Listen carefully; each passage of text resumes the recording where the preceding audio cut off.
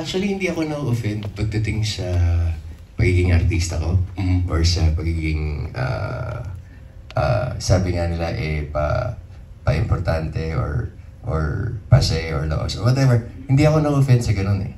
I take personal offense pag binabanggit pamilya ko.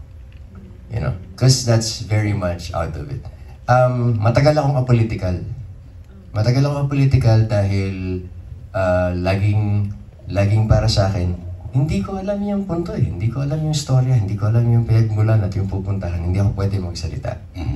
Pero yung common things na, teka muna, kinabukasan ng mga anak ko apektado dito. Teka muna, nagbabayad.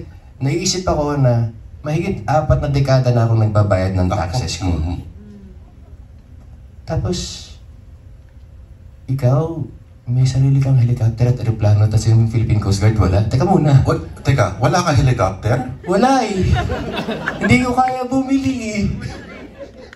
Di ba? Parang, teka muna, may mali. So I start reading on things, I start trying to listen to other people, and I realized, teka, kung talagang seryoso ako sa pagiging tatay ko at asawa na gusto kong magandang buhay para sa kanila, kailangan kong magsalita habang kaya ko.